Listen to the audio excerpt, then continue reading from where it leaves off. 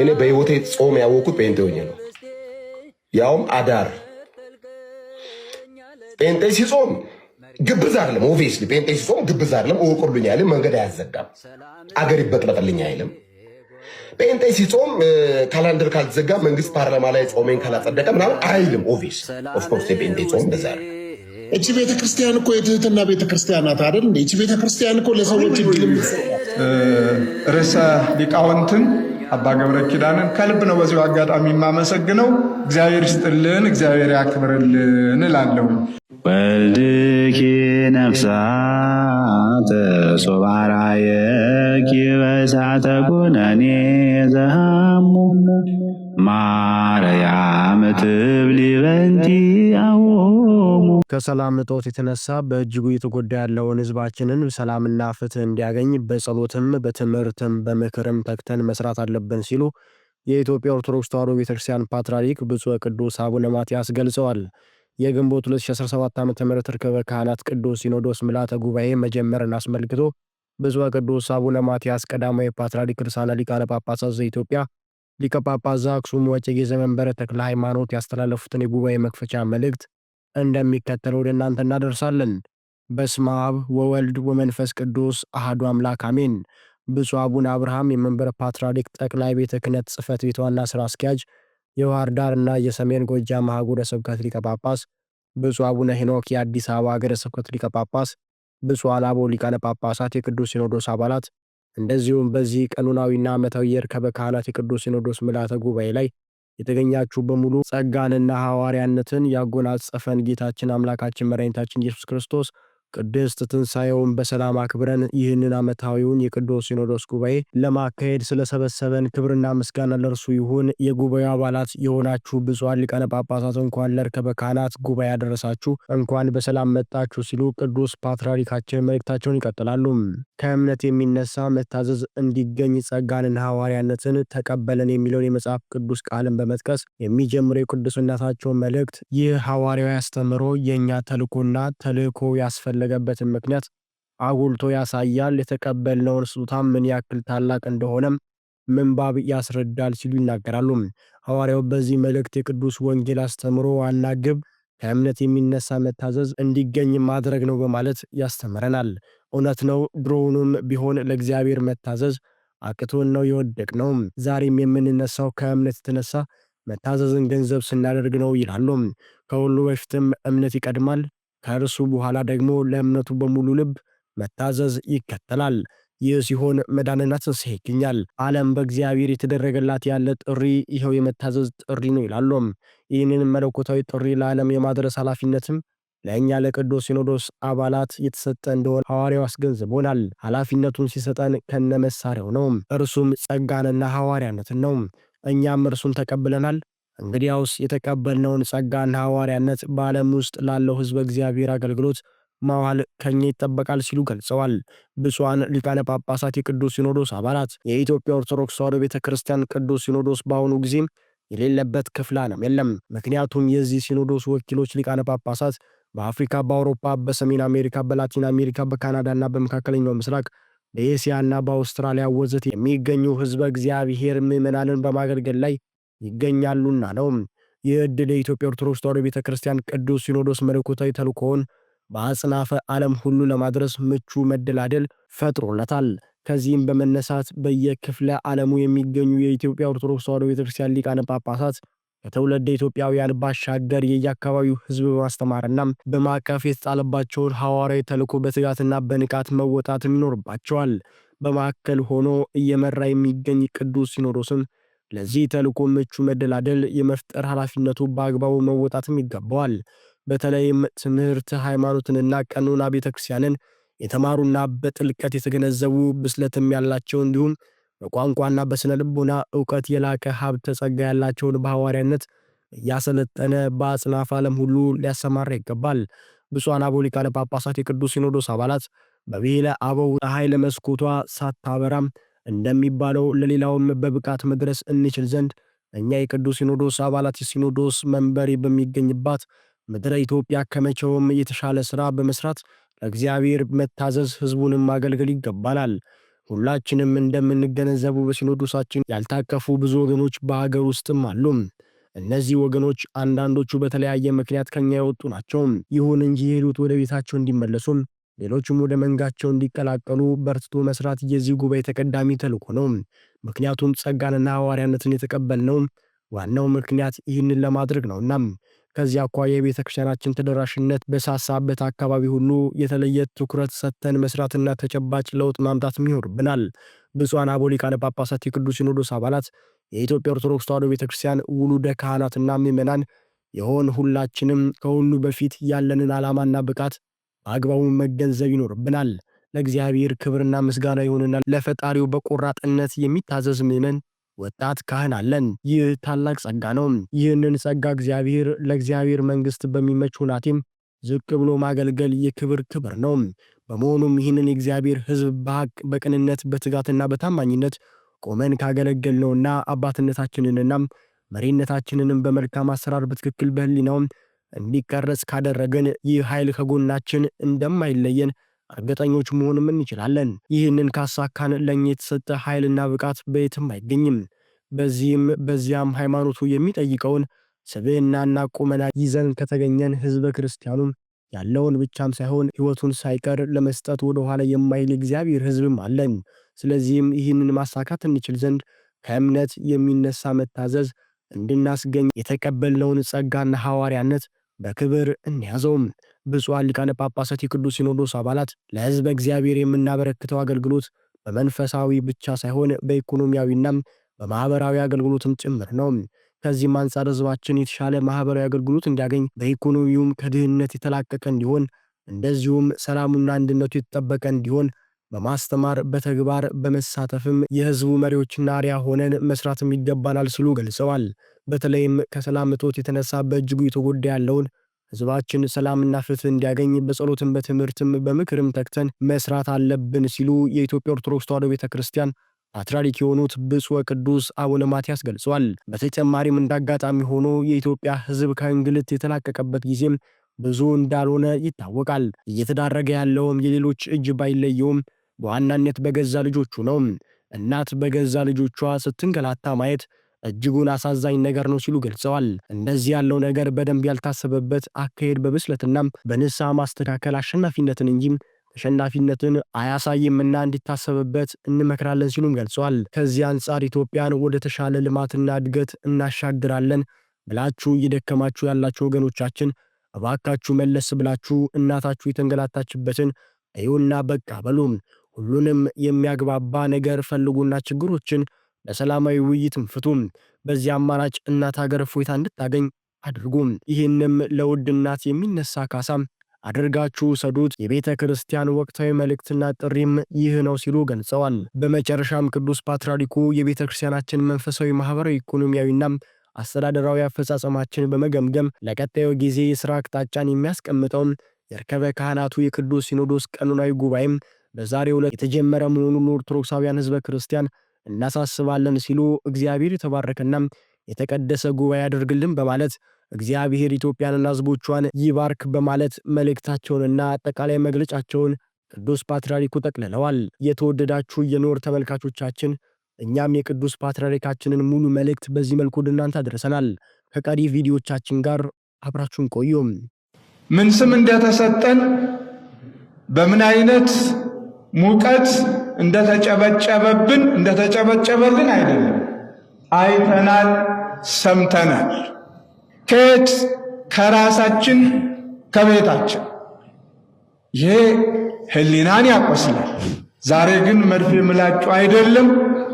አንዱ ገዳም ላይ የኖረ መነኮስ ብድግ ብሎ እዚያ አውኮ ገዳሙን አመሰቃቅሎ ገዳማዊ ስርዓቱን ገለባብጦ የቁሪት ፍላጎቱንና ምኞቱን ፈጽሞ አስፈጽሞ ከዚያ ሲነቃበት እውነተኞች አባቶች እናቶች በጸሎትም ወደ እግዚአብሔር አመልክተው አስፈንጥሮ ሲሰደው ከየት መጣህ ሳይባል ሌላው ገዳም ላይ ይገባል።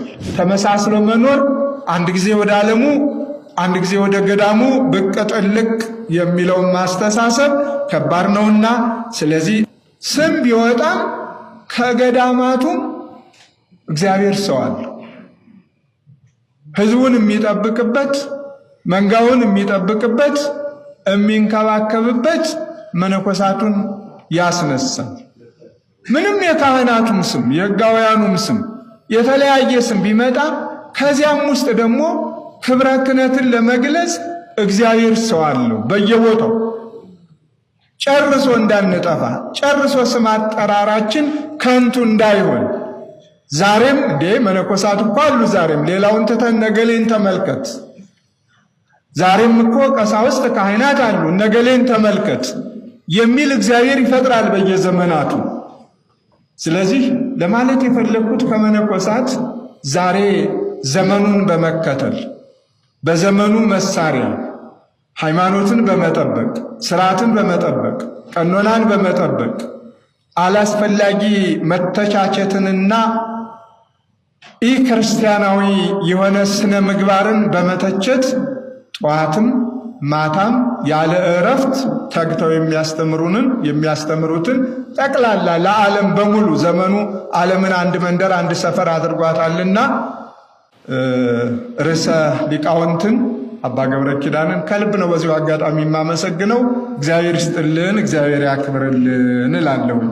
ከዚህ በተረፈ ሌሎችም እንደው ስም ብዘረዝር ጊዜው ስለሌለኝ እንጂ ከቀሳውስቱም ከዲያቆናቱም እግዚአብሔር የመረጣቸው ያከበራቸው ሁልጊዜ ቤተክርስቲያናቸውን ብቻ ወክለው ግለሰብን ሳይሆን ሃይማኖትን ይሰብካሉ፣ ኃጢአትን ሳይሆን ግብረ ገብነትን ይሰብካሉ፣ ሕጋዊነትን ሳይሆን ሕግን ያስተምራሉ፣ ቀኖናን ያስተምራሉ። ይሄ ነው ለቤተ ክርስቲያኒት የሚያስፈልጋት። ይሄ ነው ስም መስጠት፣ ስም ማውጣት፣ መተቻቸት። ይሄ የቤተ ክርስቲያንም ስርዓትም አይደለም፣ የአባቶችም ስርዓትም አይደለም። ከየትኛውም አባቶቻችን ከእናቶቻችን የተወረሰ አይደለም። ስለዚህ እንደነዚህ አይነት በምሳሌነት የሚገኙ መነኮሳትን፣ ካህናት፣ ቀሳውስትንም ጥሩ አርአያና ምሳሌ አድርገን ድጋፍን በመስጠት ይችን ቤተ ክርስቲያን እንጠብቃት። ፈቃድ እግዚአብሔር ሆኖ አሁን ያለው ሁሉ እንቅስቃሴ በጣም ጥሩ ነው። በዚህ ዓመታት ባሳለፍናቸው ዓመታት እግዚአብሔርን የማመሰግነው ሊቃውንቱ በሊቃውንት መምህራን በመምህራን መነኮሳት በገዳም ስርዓት ሁሉም ወደ ቤት ግባ ተብሎ ወደ ቤቱ ያልገባ የለም። ምከር፣ ዝከር፣ ወስን፣ ቤትህን ጠብቅ ተብሎ ሁሉም ተጠርቶ በዚህ በጣም ደስተኛ ነው። ምክንያቱም ቤተ ክህነቱ ነው እንዲህ ያደረገ፣ ሲኖዶሱ ነው እንዲህ ያደረገ የሚለው ትችት ከዚህ በኋላ አይሰራም። ኃላፊነታችሁን ሁላችሁም ተረክባችሁ ስሩ ብሎ ቤተ ክህነቱም ቅዱስ ሲኖዶሱም ቅዱስ ፓትርያርኩም በሩን ክፍት አድርገው ግቡ፣ ምከሩ ብለዋል። ሐሳባችሁን አቅርቡ፣ ወስኑ፣ መልእክቱ ተላልፏል። ለዚህ ነው ሊቃውንቱ አሁን ባለፈው በጣም እጅግ ያኮራ ነበር። ያልተዳሰሰ ያልተፈተሸ አንዳች ነገር የለም። በቅደም ተከተል ሚዲያዎቻችን ይለቁታል ወደፊት ብዬ አስባለሁ። የሚመለከተው ክፍል እያየ ሊቃውንት ጉባኤው እያረመ ገዳማቱ የገዳማቱን ሌላውን የሊቃውንቱን ስም ክብር የሚጠብቅ የገዳማቱን ስም ክብር የሚጠብቀውን ቤተ ክርስቲያን ማን ነበረች፣ ወደፊትስ ማንነት የሚለውን በየመካከሉ ዝም ብሎ ብድግ ብሎ ቀኝ ግራ የሚያናፍሰውን ቤተ ክርስቲያኒቱ መሪ ሰሪ እንደሌላት የሚያስመስለውን መቋቋም ከዚህ ትውልድ ከዚህ ዘመን ይጠብቃል፣ ይጠየቃል። በተለይ አባቶቻችን እቺ ቤተ ክርስቲያን እኮ የትህትና ቤተ ክርስቲያን ናት አይደል እንዴ? እቺ ቤተ ክርስቲያን እኮ ለሰዎች እድል እንደዛ እንዳትል እንደዛ የትህትና እያልክ ማለት ነው። ጳውሎስ ለመብቱ ተሟግቷል። መጽሐፍ ቅዱስ ላይ ለመብቱ ጳውሎስ ያውልህ ሰው መጽሐፍ ቅዱስ ሲናገር እንደዚህ ይላል። ምሳሌ ላይ ብልህ በሰነፍ ውድቀት ይማራል፣ ሰነፍ ግን ራስ ወድቆ ይማራል ይላል። አሃ የትህትና ቤተ እምነት ናት እያልክ እንደፈለክ እየጨፈለክ አትመታትም፣ እንደፈለክ እየጨፈለክ አትናገር። ጨፈለኩኝ ቤተ ክርስቲያኗን እንደዛ ሳታደርግ የተሰማህን ሐሳብ ብቻ ንገረኝ። እሺ አንተ አይደለ እንደ ጴንጤዎች እያልኩ ሁላችንንም እንደልብ የምትናገረው? እኔ ኦርቶዶክስ አንተ ጴንጤ ነህ? አንተ ጴንጤ ነህ እያልኩ እኮ ነው። እኔ ክርስቲያን ነኝ። ጴንጤ ነህ ወይ ሶፊ? አንተ ጴንጤ ነህ? ክርስቲያን ነኝ። ጴንጤ ነህ አንተ? ክርስቲያን።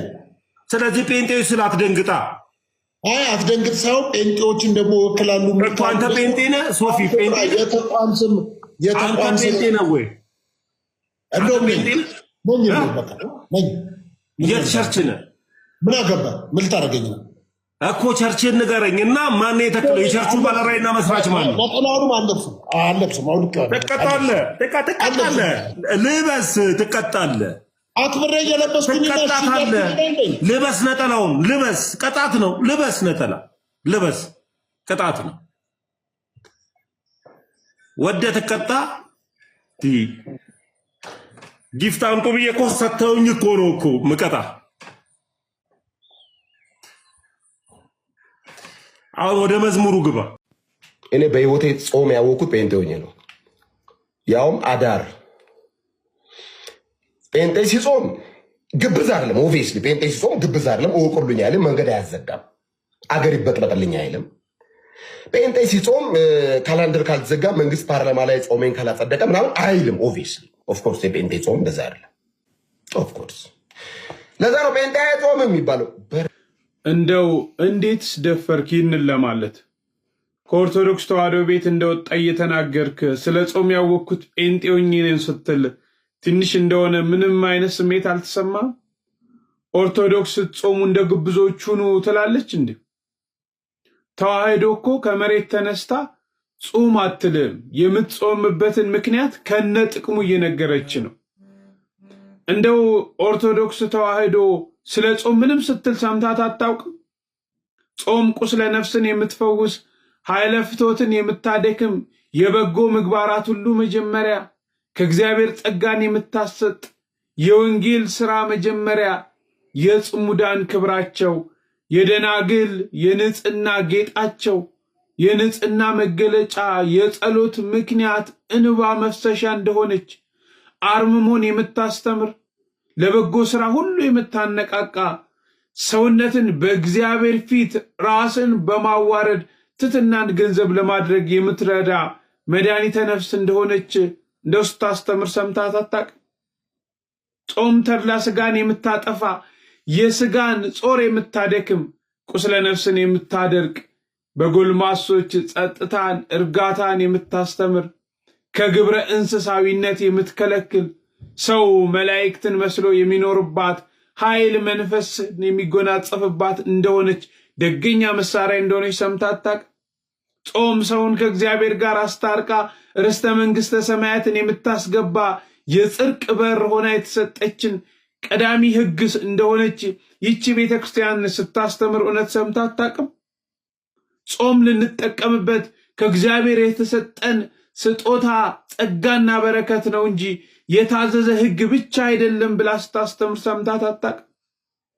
ሃይማኖት ባለበት ሁሉ ጾም አለ፣ የክርስቲያኖች ሕይወት ከጾም ተለይቶ አይታሰብም ብላ ስታስተምር ሰምተህ አታውቅም? ከእግዚአብሔር መልካም ነገር እንድንቀበል ጾም ኃይለ አጋንንትን ለማድከብ ጸብ አጋንንትን ለማብረድ ለማስወገድ ንስሐ ለመግባት ፍቃደ ሥጋን ለፍቃደ ነፍስ ለማስገዛት ይጠቅማል ብላ ጥቅሙን ስታስተምር አታውቅም? ሰው ከእግዚአብሔር ጸጋና በረከትን ይቅርታን ምሕረትን ለማግኘት ይጹም ብላ እቺ ቤተክርስቲያን እቺ ስንዱ እመቤት ስታስተምር ሰምተህ አታውቅም? እውነት ስለ ጾም ያወቅከው ጴንጤ ሆነ ነው? ኧረ ተው፣ አንዳንዴ የምንናገረውን ነገር እንወቅ። ግልጥ ያሉ እውነታዎችን መደበቅ ራሱ እንደው እንደ ኃጢአት ነው። እና እንዲህ አይነት የኛ ቤተክርስቲያን የትኛዋ ቤተክርስቲያን ናት እንደ ግብዞች ጾሙ? እንደ ግብዞች እንዳትሆኑ በምትጾሙበት ጊዜ አትጠወልጉ፣ ቅባት ተቀቡ እኮ ነው ብላ ይቺ ቤተክርስቲያን የምታስተምረን። ለሰው ጿሚ መስላችሁ እንዳትታዩ እያለች እኮ ነው ይቺ ስንዱ እናት እመቤት ቤተክርስቲያን የምታስተምረን። ስለ ጾም ለኢትዮጵያ ኦርቶዶክስ ተዋሕዶ ቤተክርስቲያን መንገር ወይም ደግሞ ከኢትዮጵያ ኦርቶዶክስ ተዋሕዶ ቤተክርስቲያን ወጥተን ወደ ሌላ እምነት ሄደን ጾምን ያወቅነው በዚህ ነው ስንል አንዳንዴ ልናፍር ያስፈልጋል። የኛ ቤት የኛ የተዋሕዶ እመቤት ምንም የሚጎላት ነገር የለም። በሁሉ ስንዱ የሆነች ቤት ናት። የዚህች እምነት ተከታይ በመሆናችሁ ደስ ሊላችሁ ይገባል። በደንብ ኮፒ ሊንክና ሼር አድርጉት።